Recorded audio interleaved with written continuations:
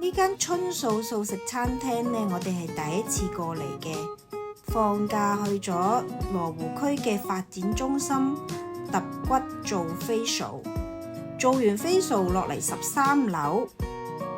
呢一間餐廳睇落都算幾大，一邊呢好似擺咗榻榻米咁，另一邊呢就係有一啲嘅方形台。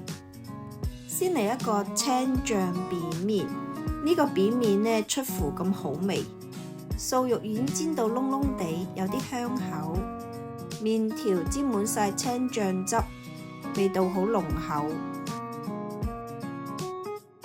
再嚟一碟松露牛肉炒飯，飯炒得好乾身，粒粒分明。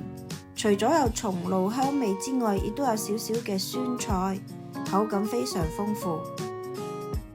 最後嚟多碟小食拼盤，有炸豆腐啦、薯格同埋炸素菇。